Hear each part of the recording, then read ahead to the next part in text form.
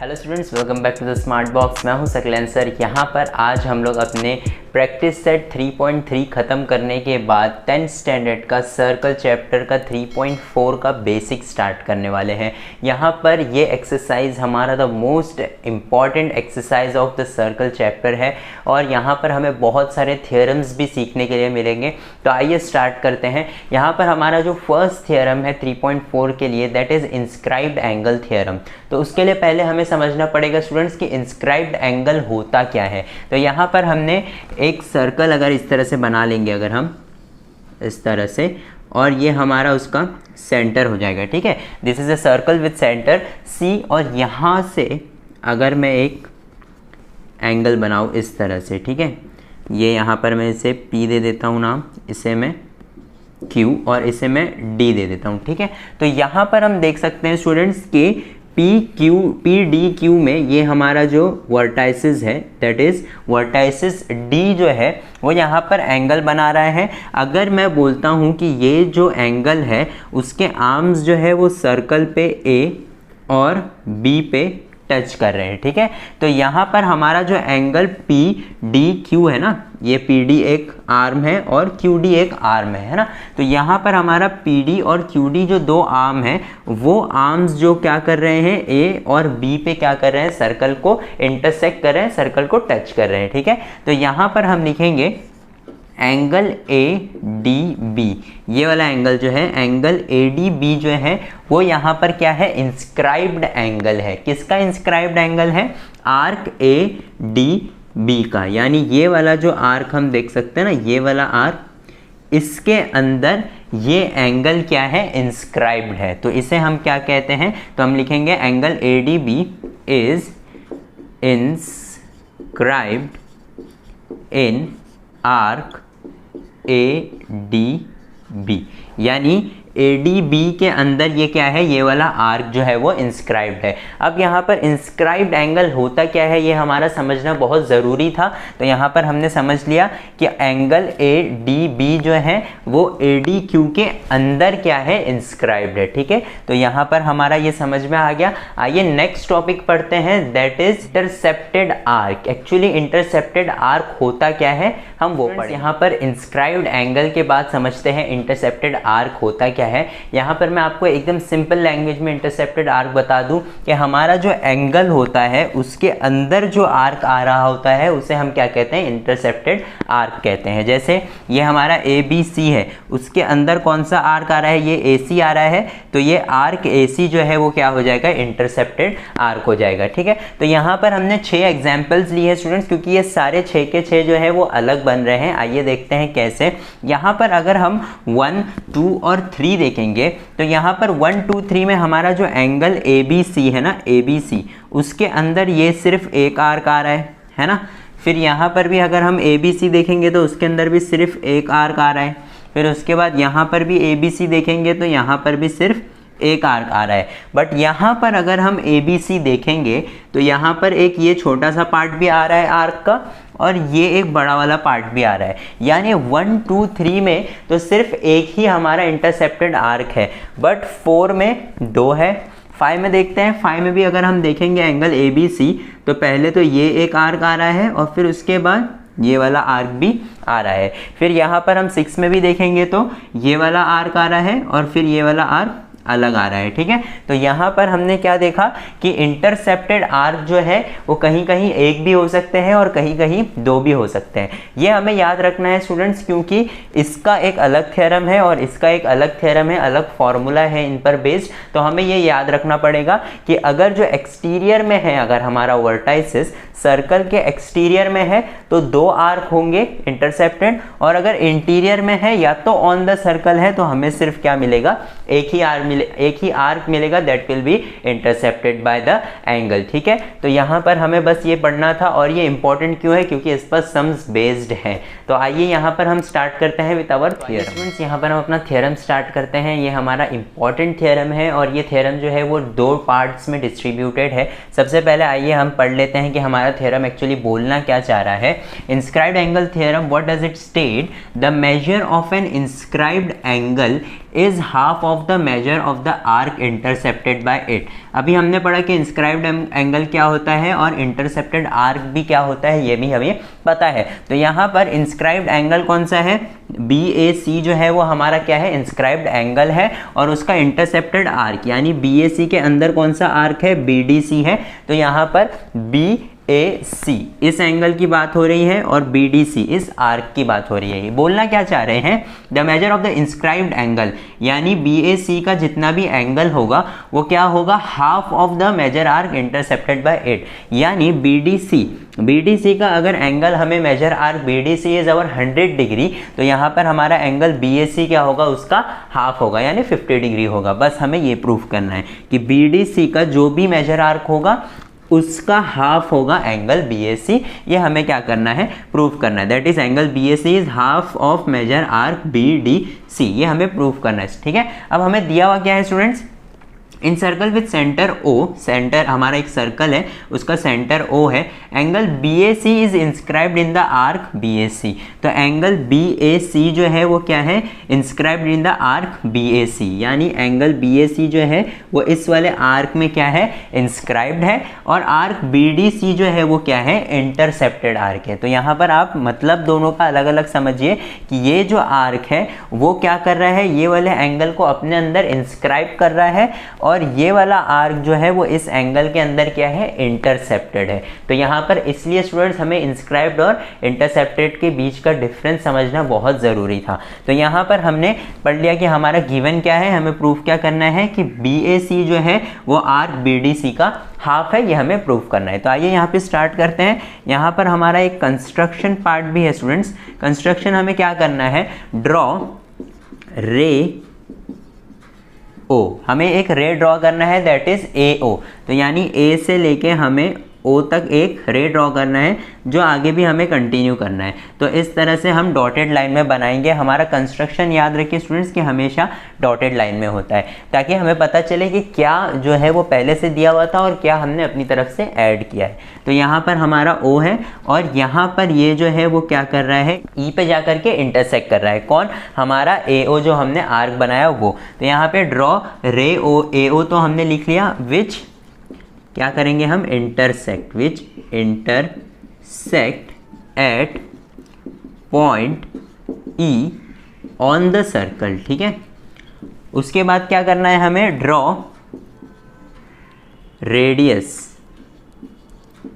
कौन सा रेडियस बनाना है, OC, यानी ये वाला भी हमें यहाँ से यहाँ तक ज्वाइन करना है, ड्रॉ रेडियस OC। तो ये दो था हमारा कंस्ट्रक्शन। एक था AO ड्रॉ करना है जो E पे इंटरसेक्ट कर रहा है सर्कल को, और OC ड्रॉ करना है जो कि रेडियस है, ठीक है। अब यहाँ पर हमारा जो है वो प्रूफ स्टार्ट होगा स्टूडेंट्स। बहुत ही आसान सा प्रूफ है। एक्चुअली हमें करना क्या है, सबसे पहले अगर हम देख सकते हैं तो ये OC और AO ये दोनों क्या है, इक्वल है। क्यों, क्योंकि OC भी रेडियस है और AO भी क्या है, रेडियस है। तो यहाँ पर हम यहाँ पे स्टार्ट करेंगे इन ट्रायंगल AOC, यानी अभी जो भी हम बात कर रहे हैं वो AOC, ये वाले छोटे वाले ट्रायंगल की बात कर रहे हैं। तो ये ट्रायंगल में OC और AO क्या है, कॉन्ग्रुएंट है। तो यहाँ पर हम लिखेंगे segment AO is congruent to segment OC, ठीक है। इसे हम क्या दे देंगे, 1 दे देंगे, और यहाँ पर रीजन आएगा रेडियाई ऑफ सेम सर्कल, ठीक है। ये दोनों साइड जो है वो एक दूसरे को क्या है, कॉन्ग्रुएंट है। तो इनके अपोजिट एंगल्स भी क्या हो गए, एक दूसरे को क्या हो जाएंगे, कॉन्ग्रुएंट हो जाएंगे। ये हमारा क्या है, आइसोसेलेस ट्रायंगल की प्रॉपर्टी है। तो यहाँ पर हम क्या लिखेंगे, ये वाले AC को अपोजिट एंगल कौन सा है, OAC। तो हम लिखेंगे यहाँ पर angle OAC is congruent to angle OCA, OCA लिख देंगे हम, ठीक है। यहाँ पर फिर हम क्या लिखेंगे कि हम इन दोनों को क्या पुट कर रहे हैं, x पुट कर रहे हैं, ठीक है। जो हमने यहाँ पर ऑलरेडी लिख लिया है कि OCA भी x होगा और OAC भी x होगा, ये हमारा लिखना ज़रूरी है। तो यहाँ पर हम इसे दे देते हैं 2, OAC की और OCA की दोनों की वैल्यू हमारी क्या है, x है, ठीक है। अब यहाँ पर हम देख सकते हैं कि हमारा जो ट्रायंगल है AOC, ये वाला एंगल जो है वो उसका क्या है, एक्सटीरियर एंगल है। तो हमारा एक्सटीरियर एंगल की प्रॉपर्टी क्या कहती है स्टूडेंट्स कि ये अगर हमारा एक्सटीरियर एंगल होगा तो ये वाला एंगल और ये वाला एंगल अगर हम ऐड करेंगे तो हमें ये वाला एंगल आएगा। यही हमारी क्या है एक्सटीरियर एंगल की प्रॉपर्टी है। यहाँ पे मैं आपको एक्सप्लेन कर देता हूँ कि अगर ये हमारा ट्रायंगल होता है और ये हमारा एक्सटीरियर एंगल, तो ये वाले एंगल को छोड़ के ये दोनों एंगल को हम ऐड करेंगे तो वही हमारा क्या होता है एक्सटीरियर एंगल होता है। तो यहाँ पर भी x और x को ऐड करेंगे तो यहाँ पर हमें ये वाला एंगल आ जाएगा, that will be nothing but our exterior angle property. तो यहाँ पर हम लिखेंगे angle EOC will be equal to nothing but angle OAC plus angle OCA। अब हमने इधर लिख के रखा है कि AOC और OCA दोनों की वैल्यू क्या है x, तो यहाँ पर हम x प्लस x लिखेंगे तो यहाँ पर हमारा EOC क्या हो जाएगा, EOC will be nothing but 2x। तो यहाँ पर हमने जो कि ऑलरेडी लिख के रखा है कि ये हमारा 2x है, इसे हम दे देते हैं नंबर 3, ठीक है। और यहाँ पर हम क्या लिखेंगे एक्सटीरियर एंगल थ्योरम, ठीक है, exterior angle theorem of a triangle. तो अब हमने क्या प्रूफ कर दिया स्टूडेंट्स कि EOC एंगल EOC क्या है हमारा 2x है, लेकिन हम देख सकते हैं कि EOC तो एक सेंट्रल एंगल है किसका, आर्क EC का, है ना। तो यहाँ पर हम लिखेंगे since angle EOC is a central angle, ठीक है, जिसके अंदर कौन सा आर्क इंस्क्राइब्ड है, डेट इज आर्क EC। तो यहाँ पर हम लिखेंगे therefore measure arc EC is equal to what, ये अगर 2x है तो हमारा EC भी क्या हो जाएगा 2x हो जाएगा। ये हमने पढ़ चुके हैं पिछले वाले थ्योरम्स में। तो यहाँ पर हमारा EC जो है वो क्या हो गया है 2x हो गया है, इसे हम दे देंगे नंबर 4, ठीक है। अब यहाँ पर हमने जिस तरह से इसे प्रूफ किया है 2x, तो यहाँ पर EOC जो है वो क्या है 2x है। तो यहाँ पर हम देख सकते हैं स्टूडेंट्स कि हमारा OAC angle OAC is equal to angle OCA, ठीक है, विल बी व्हाट x है ना, और ये हमारा क्या है 2x है, यानी major arc half of major arc EC लिख दूंगा मैं। क्यों, क्योंकि मेजर आर्क EC क्या है हमारा 2x है और हाफ 2x यानी 2 कैंसिल, तो सिर्फ क्या बचेगा x, जो कि यहाँ पर हमने ऑलरेडी लिखा है कि OAC और OCA की वैल्यू क्या है x है। तो अगर यहाँ पर मैं हाफ मेजर आर्क EC भी लिखूंगा तो हाफ और 2 क्या हो जाएगा कैंसिल हो जाएगा, जिसमें सिर्फ x बचेगा। तो मैं इसे इस तरह से लिख सकता हूँ, ठीक है। अब यहाँ पर इसे मैं दे देता हूँ नंबर 5। ये कहाँ से आया हमें, फ्रॉम 2, ठीक है। अब यहाँ पर हमें ज़रूरत किसकी थी स्टूडेंट्स, OAC की। तो OAC क्या है हमारा A है, तो हम यहाँ पे लिखेंगे therefore angle OAC is nothing but half of major arc EC, ठीक है। तो ये हमारा पहला वाला पार्ट हो गया। हमारा एंगल OAC है ये वाला एंगल, तो मैं इसे इस तरह से भी लिख सकता हूँ ना, OAC लिखूँ या EAC लिखूँ, एक ही बात होगी। तो यहाँ पर मैं OAC को क्या लिखूँगा EAC, ठीक है। तो हमारा EAC क्या है, ये वाला पूरा एंगल, यानी यहाँ से यहाँ तक ये जो है हमारा क्या है इसका हाफ है। अब यही चीज़ जो है वो हम इस तरफ के लिए भी प्रूफ करेंगे तो क्या हो जाएगा EAB। तो क्या होगा यहाँ पर angle EAB will be half of major arc what BE। तो यहाँ पर हम लिख देंगे BE। तो ये हमारा जो है वो सेकंड पार्ट हो गया। अब हमें करना क्या था एक्चुअली प्रूफ स्टूडेंट्स कि BAC को हमें प्रूफ करना था कि BDC का क्या है हाफ है। तो यहाँ पर हम यहाँ पे क्या लिखेंगे कि एंगल BAC होगा क्या, angle BAC can be written as angle EAB plus angle EAC, है ना, क्योंकि ये वाला एंगल प्लस ये वाला angle will be nothing but BAC, इस तरह से होगा। तो यहाँ पर एंगल BAC जो है, यहाँ पे स्टूडेंट्स हमारी EAB की वैल्यू क्या है, हाफ मेजर आर्क BE ये वाला, और EAC की वैल्यू क्या है, EAC की वैल्यू है हाफ मेजर आर्क EC। तो यहाँ पर हम लिखेंगे हाफ मेजर आर्क EC, ठीक है। तो यहाँ पर angle BAC will be nothing but, मैं दोनों में से हाफ को अगर बाहर कॉमन ले लूँ तो क्या बचेगा अंदर, major arc BE plus major arc EC। तो यहाँ पर हम देख सकते हैं कि major arc BE plus major arc EC, मतलब ये पूरा आर्क क्या बन रहा है, BDC। तो यहाँ पर हम क्या लिखेंगे, angle BAC is equal to half of major arc BDC। So this was nothing but our proof. तो यहाँ पर हम देख सकते हैं angle BAC is half of major arc BDC, ये हमें प्रूफ करना था, जो कि हमने प्रूफ कर लिया है। अब ये तो हमारा फर्स्ट पार्ट खत्म होता है स्टूडेंट्स ये वाले थ्योरम का। इसी में सेकंड पार्ट क्या है, हमारे सेकंड पार्ट का डायग्राम अगर हमें कुछ इस तरह से दिया हुआ होगा, this will be our centre, और ये अगर हमें बोला गया कि ये वाला एंगल, यही सेम चीज़ जो है वो इसके लिए प्रूफ करना है हमें, तो यहाँ पर क्या होगा, अगर मैं बोल दूँ कि ये A है, ये B है और ये C है और ये हमारा O है एज इट इज़। तो यहाँ पर अगर ये वाला, अगर हमें ऐसा डायग्राम आता है तो क्या ये वाला थ्योरम इसके ऊपर एप्लीकेबल है? तो आइए देखते हैं। यहाँ पर हमें एक कंस्ट्रक्शन ड्रॉ करना पड़ेगा। यहाँ पर इस तरह से हम कंस्ट्रक्शन करेंगे और इसे हम नेम दे देंगे D। तो यहाँ पर हमें क्या प्रूफ करना है कि एंगल BAC जो है वो क्या है, आर्क BC का हाफ है, हमें ये प्रूफ करना है ना। तो यहाँ पर हम सबसे पहले क्या लिखेंगे, एंगल BAC होगा क्या, angle BAC will be nothing but angle BAD का, एंगल BAD, यानी ये पूरे एंगल को इस तरह से, ये पूरे एंगल को हम अगर इससे माइनस करेंगे तो हमें क्या आएगा, BAC आएगा। तो यहाँ पर हम लिखेंगे एंगल BAD माइनस CAD, तो यहाँ पर आएगा CAD, ठीक है। तो BAD को CAD से माइनस करेंगे तो ये वाला एंगल हमें आएगा। अब क्या करना है, इसे हम एज इट इज़ छोड़ेंगे, BAC, BAD is actually what, half of arc BCD, है ना, बाय ये वाला हमने जो अभी प्रूफ किया उससे क्या होगा कि BAD जो है वो हाफ ऑफ BCD है। तो यहाँ पर हम लिखेंगे half of major arc BCD, और CAD यानी ये वाला पार्ट जो है वो क्या है, हाफ ऑफ आर्क CD है।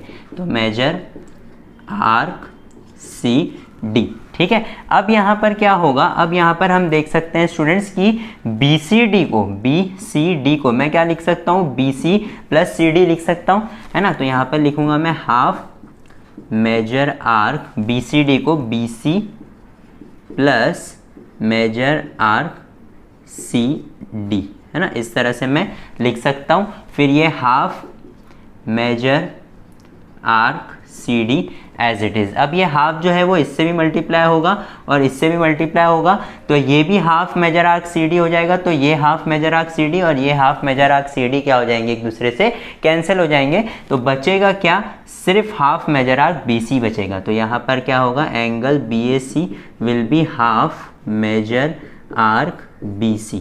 ये हमारा जो है वो प्रूफ का सेकंड पार्ट है, यानी BAC is half major arc BC, ये हमें प्रूफ करना था। तो यहाँ पर स्टूडेंट्स ये जो है वो पूरा हमारा यहाँ तक थ्योरम है। अगर हम यहाँ पर प्रूफ करके छोड़ते हैं तो ये हम अपना सेकंड वाला जो कंडीशन है उसको हम निगलेक्ट कर रहे हैं, तो यहाँ पर हमारे मार्क्स कट हो सकते हैं और चांसेस है कि ये थ्योरम हमें एग्जाम में आए। तो यहाँ पर ये थ्योरम तो हमने पढ़ लिया, अब इसके आगे की क्या कोरोलरीज है इस थ्योरम के बारे में आइए वो भी पढ़ लेते हैं। तो यहाँ पर हमें स्टूडेंट्स दो कोरोलरीज दी हुई है for inscribed angle theorem, that is first one is angles inscribed in the same arc are congruent. यानी इसका मतलब क्या है कि अगर इस तरह से मेरा एक सर्कल है और ठीक है, ये हमारा P हो जाएगा, ये हमारा Q और ये हमारा क्या है, आर्म्स ऑफ एंगल है, ठीक है। अब यहाँ पर अगर इसे मैं B नाम देता हूँ तो यहाँ पर हमारा जो ये एंगल है PBQ है वो क्या है,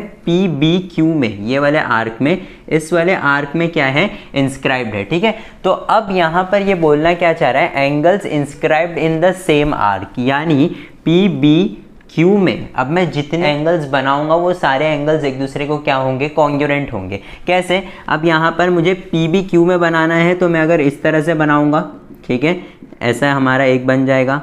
फिर अगर मैं इस तरह से बनाऊंगा, है ना, इस तरह से बन जाएगा। तो यहाँ पर ये वाला एंगल, ये वाला एंगल और ये वाला एंगल, ये तीनों एंगल ही क्या होंगे, एक दूसरे को कॉन्ग्रुएंट होंगे। ये हमें ये वाला कोरोलरी बोलना चाह रहा है। नेक्स्ट कोरोलरी क्या है हमारा, angle inscribed in a semi circle is a right angle. यानी अगर हमारा इस तरह से बनेगा हमारा सर्कल, ये हमारा क्या है, डायमीटर है, और डायमीटर से ही इस तरह से अगर हमारा क्या बन रहा है, एंगल बन रहा है, दैट इज पी बी। और अगर मैं इसे ए दे देता हूँ तो एंगल पी ए बी जो है वो क्या है, पी ए बी, ये वाले आर्क में इंस्क्राइब्ड है। तो ये वाले आर्क में अगर ये इंस्क्राइब्ड है तो हमने अभी जो थ्योरम पढ़ा वो उसके हिसाब से अगर मैं इसे पी सी बी बोलता हूँ तो ये जो आर्क पी सी बी है इसका मेजर आर्क